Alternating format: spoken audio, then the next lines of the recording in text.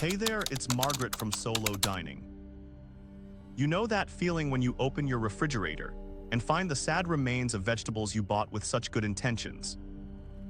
That half-rotted cucumber hiding behind the milk. The soggy lettuce that's turned an alarming shade of brown. For years, that was my weekly ritual, the shameful fridge cleanout, where I'd throw away dollars upon dollars of food I never got around to eating. After my husband passed away 5 years ago, I found myself cooking for one and completely lost. I was either ordering takeout or buying groceries like I still had a family of 4 to feed. My garbage can ate better than I did.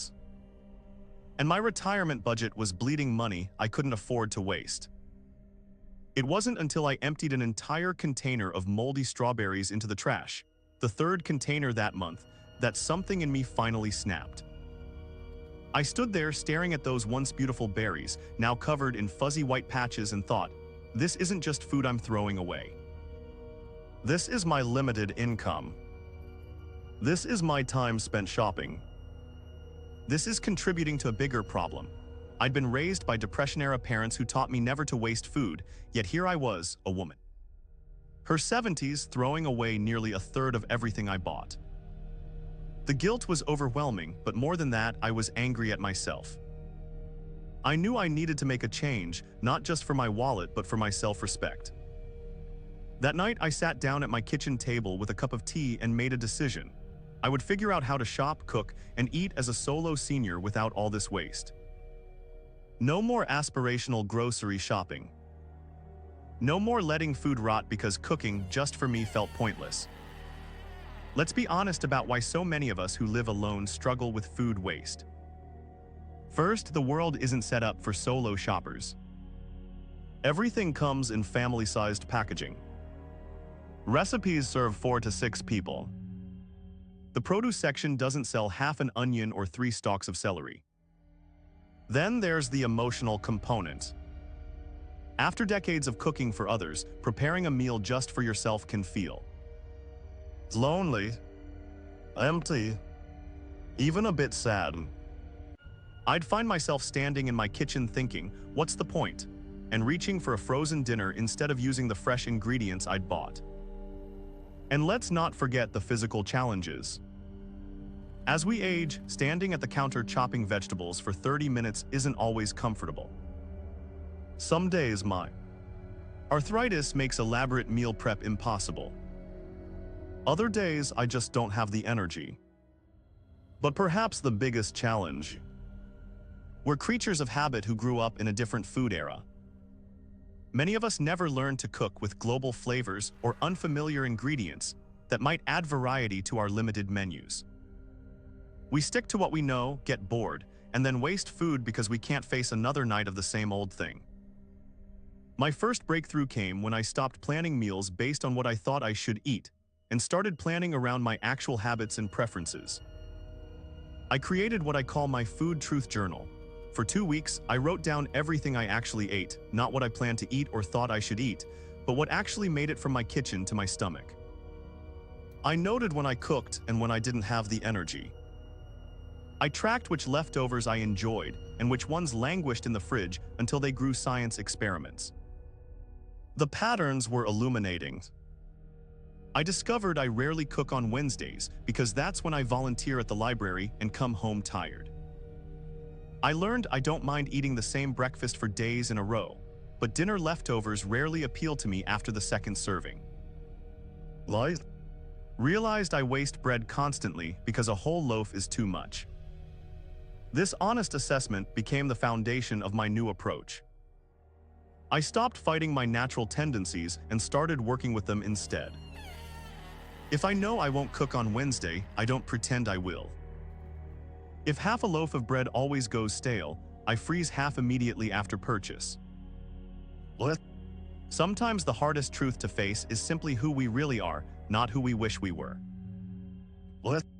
If there's one thing that's transformed my solo cooking life, it's my freezer. Not just using it, but using it strategically and systematically. First, I invested in proper freezer containers, nothing fancy, just square containers that stack efficiently and some good quality freezer bags that I wash and reuse. I bought a roll of masking tape and a marker that lives in my kitchen drawer, exclusively for labeling. Then I created what I call my fraction freezing system. When I bring groceries home, I immediately prep and freeze portions of food I know I won't use in time. Half the loaf of bread goes directly into the freezer, sliced so I can take out just what I need. Bulk meat gets divided into single portions before freezing. A package of chicken breasts becomes 3 individual meals, each with 1 breast, seasoned differently and ready to thaw and cook. Fresh herbs get chopped and frozen in ice cube trays with a little water or olive oil. 1 cube equals approximately 1 tablespoon, perfect for adding to soups or sauces later. Even milk and heavy cream can be frozen in measured portions for future recipes. But the real game changer was my building blocks approach.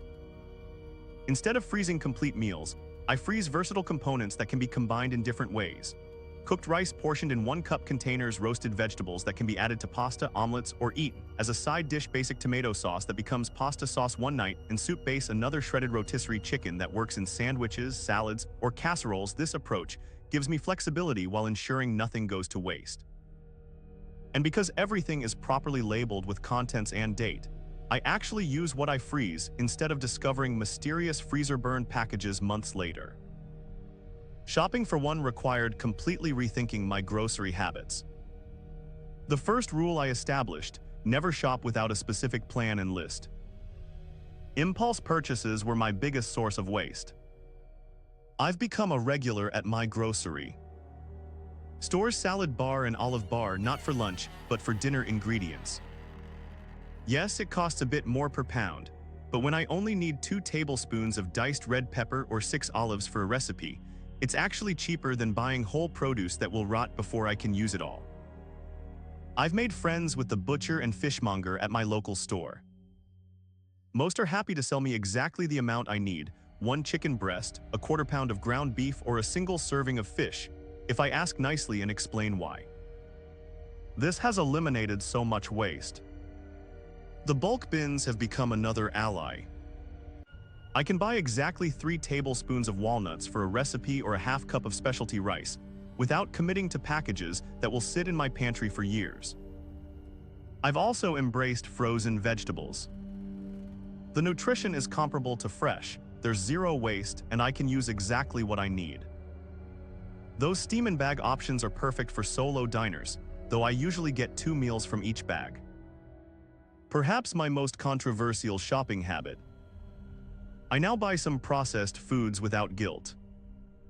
Pre-chopped onions, minced garlic in a jar, or pre-washed greens aren't just conveniences, they're waste reduction strategies. If my arthritic hands can't comfortably chop an onion, and a container of pre-chopped onions means I'll actually cook instead of ordering takeout, that's a win for my health and my budget. Even with careful planning, food can still get lost and forgotten in the refrigerator. My solution was creating what I call my visibility system. I keep a small whiteboard on my refrigerator listing perishable items and their purchase dates. When I put away groceries, everything gets noted. As I use items, I erase them. This simple visual reminder helps me prioritize what needs to be used first. Inside the refrigerator, I've designated a specific shelf as my use next zone. Items that need to be consumed soon get moved to this prominent spot where I can't ignore them. To keep meals interesting without complicated cooking, I developed a base and variations approach. I start with a simple foundation: roasted chicken, baked fish, or a basic grain bowl, then create variety through sauces, herbs, and seasonings. For example, a basic chicken breast might become Mediterranean style with lemon, oregano, and olives one night, Asian inspired with soy sauce, ginger, and scallions another night, Southwestern with salsa, cumin, and a sprinkle of cheese a third night. Same primary ingredient, completely different meals, and no sense of monotonous leftovers. I also established flexible meal templates for each day of the week. Monday is soup night, Tuesday is grain bowl night, Wednesday is my no-cook night, and so on. The specific recipes change, but the format stays consistent, which makes planning easier while still providing variety. One of the hardest parts of transitioning to solo cooking was the loss of the social aspect of meals. For decades, dinner meant conversation and connection. Suddenly, it was just me and the evening news. I had to learn that cooking for one didn't have to mean eating alone. I started a monthly dinner exchange with 3 other solo friends. We each cook a single recipe that serves 4, then divide it and exchange containers. With minimal effort, we each end up with 4 different homemade meals and the satisfaction of a social connection. For weeks when that's not possible, I've created little rituals that make solo dining special. I set my table properly, placemat cloth napkin, a small vase with flowers from my garden. I light a candles.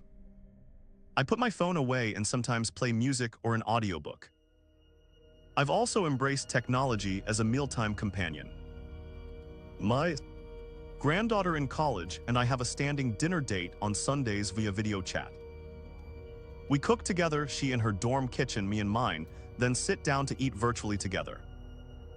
These meals have become precious bonding times for both of us.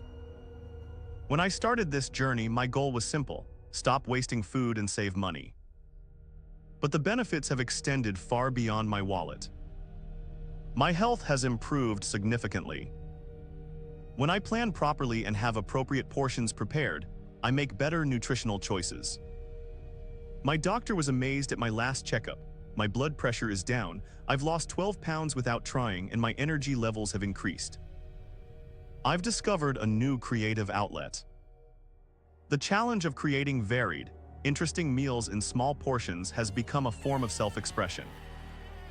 I experiment with flavors and techniques I never would have tried when cooking for my more traditional family. My confidence has grown. There's something empowering about taking control of this aspect of solo living.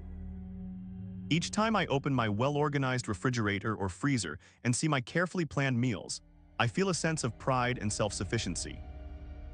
Perhaps most surprisingly, I've found a community. Through a local senior center cooking class specifically for solo diners, I've connected with others facing the same challenges. We share tips, recipes, and sometimes meals. What began as a practical solution to food waste has blossomed into meaningful friendships. Let's talk concrete results, because the financial impact of these changes has been significant on my fixed income. Before implementing my system, I was spending approximately $85 per week on groceries, plus another $40.50 on takeout when I didn't feel like cooking. That's about $520, $560 per month on food, with nearly a third going to waste.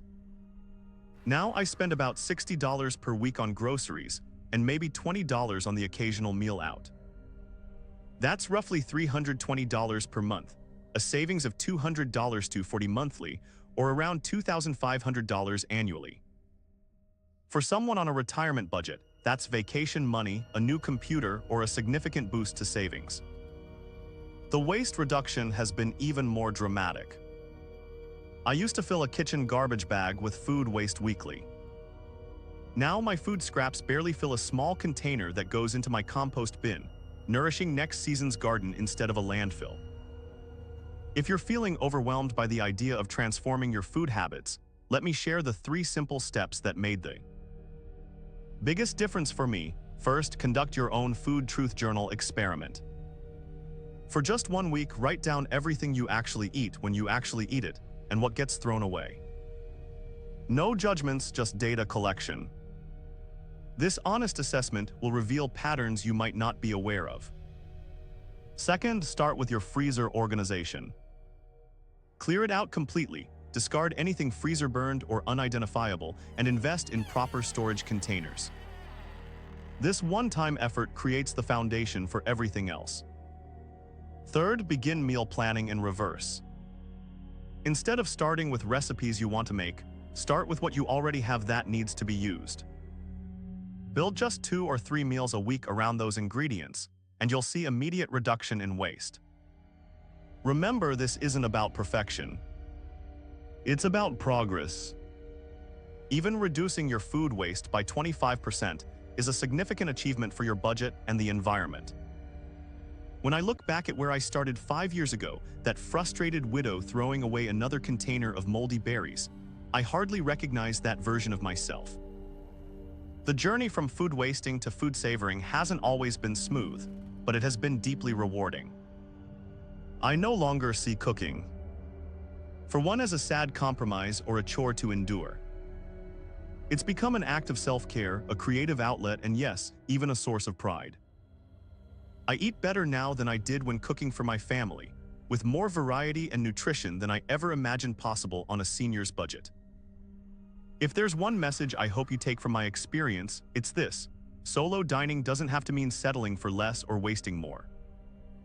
With some thoughtful planning and a few strategic systems, you can create nourishing, delicious meals that respect both your resources and your unique needs as a solo diner. I'd love to hear about your experiences with solo meal planning. What works for you? What challenges are you still facing? Drop a comment below and let's continue this conversation. If there's enough interest, I might share some of my specific meal templates and recipes in future videos. Thank you for spending this time with me today.